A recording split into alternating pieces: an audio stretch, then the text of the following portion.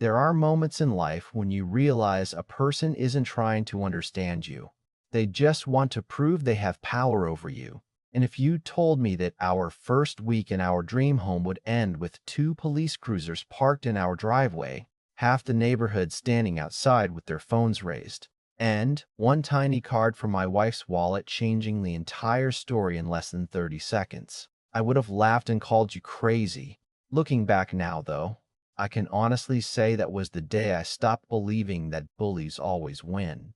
My name's Ethan Brooks, and about a year ago, my wife, Olivia, and I bought what we thought would be our forever home just outside Franklin Ridge, Tennessee. Nothing fancy, just a quiet neighborhood with old maple trees, sidewalks where kids still rode bicycles after dinner, and front porches that looked like they belonged on postcards. We'd spent almost 6 years saving for that place. Every overtime shift I worked went into the down payment. Every vacation we skipped became another little piece of our future. Olivia had spent the last 11 months overseas with the Army National Guard, and while people always thanked her for her service, they never really saw the sacrifices that came with it.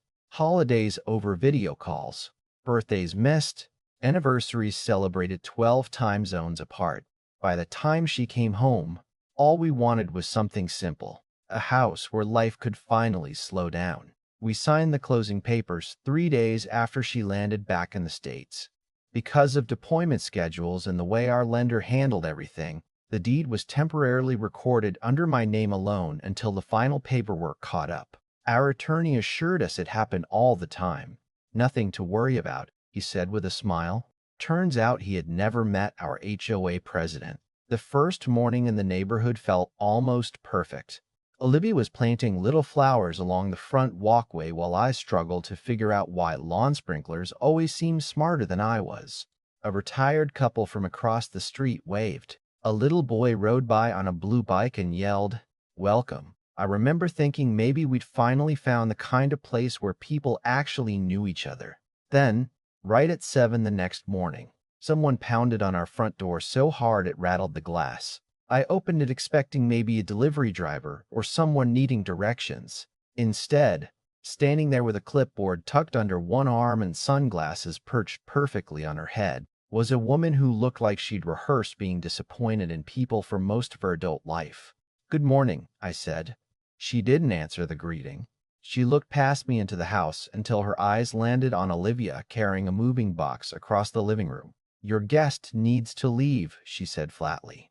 I actually laughed because I thought she was joking. "Guest?" I asked. "That's my wife." She slowly looked down at her clipboard like a teacher preparing to correct a student. "According to county records, only one legal homeowner occupies this residence. Your name appears on the deed.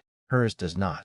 Guests may not remain beyond community limits without registration." I blinked twice because I genuinely thought I had misunderstood English. "Ma'am, we've been married for almost 2 years." Olivia stepped beside me, still wearing an old army t-shirt with moving dust on her jeans. She smiled politely. There must be some mistake. The woman didn't even acknowledge her. She kept talking to me as if Olivia wasn't standing 3 feet away. "She has 24 hours to vacate the property." My stomach tightened. "Excuse me, if she's still here tomorrow morning, I'll begin enforcement procedures." Olivia stayed calmer than I did. She always had that ability. Maybe military life teaches you which battles deserve emotion and which ones don't. She gently touched my arm before I could answer. "Let's explain," she whispered. I took a slow breath. "We just closed. The paperwork hasn't fully updated because she was deployed. Our attorney already told us everything is legal." The woman finally looked directly at Olivia for the first time. There wasn't curiosity in her eyes, just judgment. "Rules don't care about stories." Olivia nodded once. "Neither does the law." The woman gave the smallest little smile, one that somehow felt colder than if she'd yelled, "We'll see about that." She turned around, walked down our driveway without another word, climbed into a spotless white SUV with an HOA decal on the windshield, and drove away. I stood there staring after her while Olivia quietly shut the front door. "Well," I muttered, trying to force a laugh, "that's one way to meet the neighbors." Olivia smiled, but it wasn't a happy smile. "No?" That's one person trying very hard to make sure we know this isn't just about paperwork. At the time, I wanted to believe she was wrong. I wanted to believe we'd run into one difficult person having one bad morning. I had no idea that before another 24 hours passed, violation notices would start appearing in our mailbox. Strangers would begin staring every time we walked outside, and the woman who introduced herself through threats instead of kindness had already decided she wasn't trying to enforce rules. She was trying to make an example out of us. The next morning, the first violation notice was tucked neatly inside our mailbox, printed on expensive paper with bold red letters across the top that read, "Community Eat Ferment Action." According to the letter, we were allowing an unauthorized occupant to reside on the property, creating a safety concern for the neighborhood. I actually laughed out loud when I read it because the whole thing sounded ridiculous. But Olivia didn't laugh. She just folded the paper carefully and placed it inside a folder she'd started calling the evidence folder. "You think this is going somewhere?" I asked. She shrugged. "People who abuse small amounts of authority rarely stop on their own." I wanted to tell her she was overthinking it. That common sense would eventually win. But by lunchtime, another notice appeared taped to our front door. By that afternoon, someone had posted pictures of our house inside the neighborhood Facebook group with a caption asking residents to report suspicious activity involving unregistered occupants. It didn't mention Olivia by name, but it didn't have to. We both knew exactly who had written it. Within hours, neighbors we'd waved to the day before suddenly became awkward. Some avoided eye contact altogether. Others slowed their cars just enough to stare before driving away. One elderly woman walked over while Olivia was watering flowers and quietly whispered, "Honey, you might want to ignore Margaret. She's been president for almost 12 years and she thinks this place belongs to her." Olivia smiled politely. "Does everyone just let her do this?" The woman looked around before answering, almost as if someone might overhear. "Most people do. It's easier." That sentence bothered me more than anything Margaret had done. It meant this wasn't new. It meant she'd been getting away with intimidating people for years because nobody wanted to deal with the headache. That evening, I decided to walk over to the HOA office to settle everything face to face. Margaret was sitting behind a polished desk, decorated with little plaques about leadership and community excellence. The irony almost made me laugh. She didn't ask me to sit down. "Mr. Brooks," she said without looking up from her paperwork. "Has your guest left yet? Would you stop calling my wife a guest?" I snapped before I could stop myself. She calmly folded her hands. "The deed says otherwise. The county paperwork is temporary. Our attorney already confirmed that." "Then your attorney should have explained your community bylaws." "Our community bylaws don't override state law." She leaned back in her chair with the confidence of someone who had never been told no. "That's your opinion." "No, that's the law." She smiled again, that same cold little smile I'd seen on our porch. "We'll let the proper authorities decide." I walked out before I said something I'd regret. When I got home, Olivia was sitting on the porch drinking coffee like nothing in the world was wrong. "How'd it go?" she asked. "About as well as arguing with a brick wall." She laughed softly. Bricks are usually more flexible. Even in moments like that, she somehow found humor. It was one of the reasons I'd fallen in love with her. The following day, things became even stranger. Someone photographed Olivia unloading groceries and posted another complaint online claiming an unauthorized resident was repeatedly entering and leaving the property. Another picture showed her mowing our lawn. Another showed her carrying boxes into the garage. Every ordinary thing a homeowner might do somehow became evidence in Margaret's little campaign. Friends from outside the neighborhood couldn't believe it. My brother called and asked if I was exaggerating because no sane adult would act that way over paperwork. I almost wished I were exaggerating. Friday morning arrived with another knock on the door. This one somehow even louder than the first. Margaret stood there holding a stopwatch in one hand. I kid you not. A stopwatch. "Your 24 hours have expired. Olivia isn't leaving." Then I'm forced to proceed.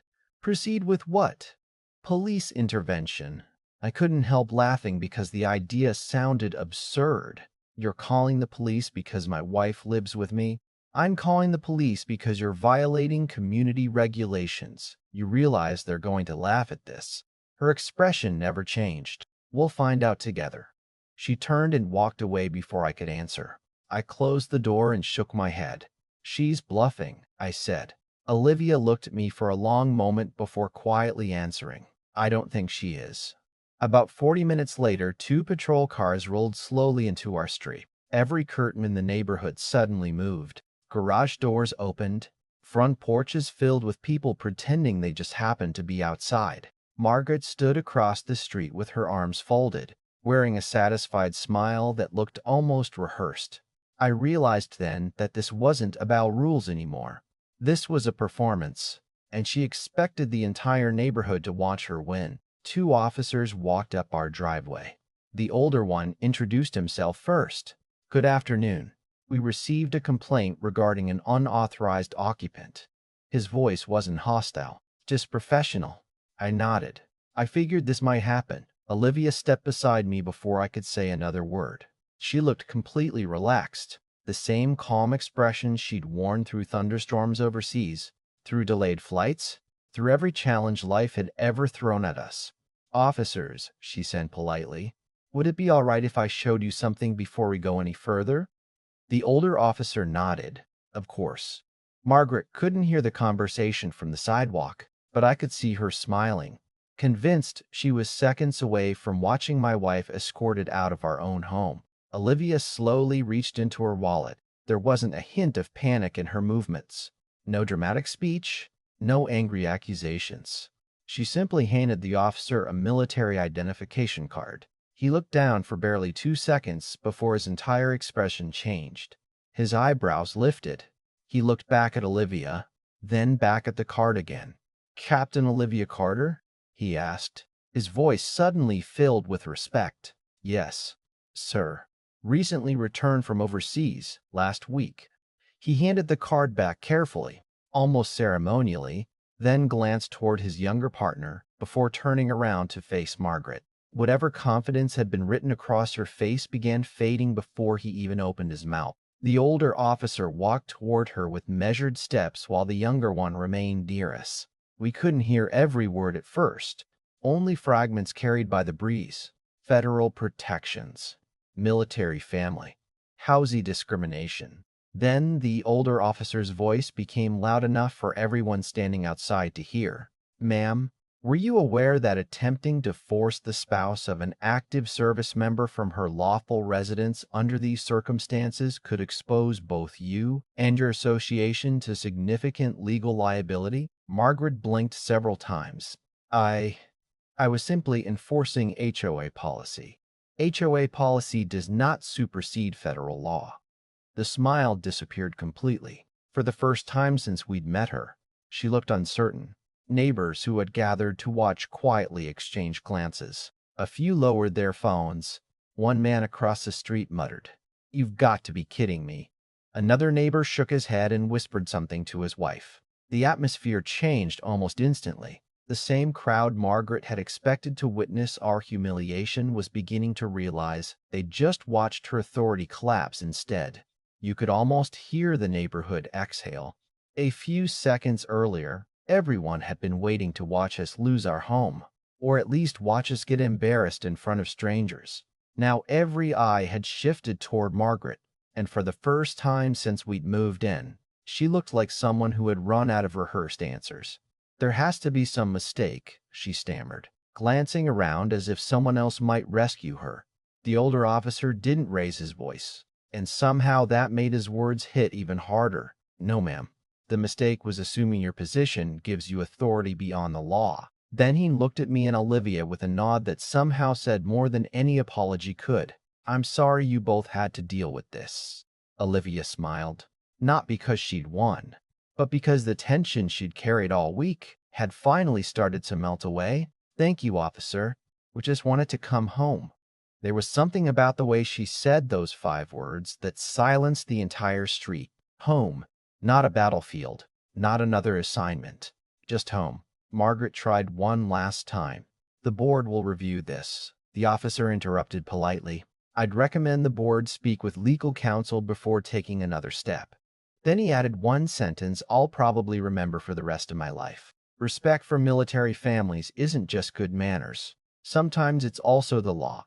Neither officer issued us a warning. Neither officer asked Olivia to leave. They simply wished us a good afternoon before walking back to their patrol cars. As they drove away, the crowd didn't scatter immediately. People just stood there, awkwardly processing everything they'd witnessed. Then something unexpected happened. Mr. Hanson, the retired mechanic from 3 houses down, slowly started clapping. One clap, then another. His wife joined him. A young couple across the street followed. Within seconds, nearly everyone who had gathered was applauding, not loudly or dramatically, just enough to let Olivia know they finally understood what had really happened.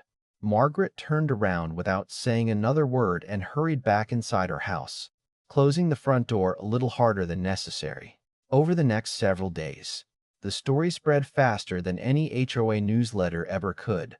Neighbors we had never met knocked on our door carrying cookies, homemade pies, fresh tomatoes from their gardens, even handwritten notes apologizing for believing the rumors before getting to know us. One family admitted they'd been afraid of Margaret for years after she'd threatened them over a basketball hoop. Another confessed they paid fines they probably never owed simply because fighting back seemed impossible. It turned out we weren't the first people she'd targeted. We were simply the first ones whose situation forced everything into the open.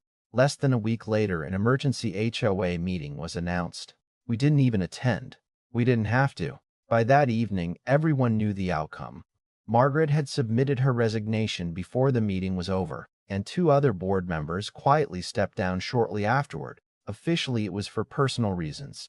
Around the neighborhood, though, people called it something else.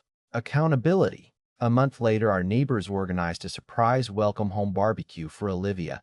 American flags lined the sidewalk. Kids played catch in the front yard, and the same people who had once watched from behind their curtains were now laughing with us over burgers and homemade pie. I caught Olivia standing alone for a moment as the sun started setting behind the trees. "You okay?" I asked. She smiled and squeezed my hand. "I've been in places where people fought because they had no choice," she said softly. "It's nice knowing this time good people finally chose to stand together. Sometimes I think about how differently this story could have ended if we packed our bags, stayed quiet, or convinced ourselves it wasn't worth the fight. Bullies count on that. They count on people believing peace is the same thing as surrender. But real communities aren't built by the loudest voice or the strictest rulebook. They're built by neighbors willing to stand up when something is obviously wrong, even if it's uncomfortable. So now I'd like to ask you something. Do you think Margaret honestly believed she was protecting the neighborhood? Or do you think she simply enjoyed the feeling of controlling other people's lives? And if you had been one of those neighbors watching from across the street, would you have spoken up sooner? Or would you have stayed silent until someone else did? Let me know what you think down in the comments, because stories like this always spark strong opinions. And I genuinely love to hear where you stand. If this story reminded you that fairness is always worth defending, don't forget to like the video, subscribe to the channel, and share it with someone who believes that no title, no badge, and no position should ever matter more than simple human decency.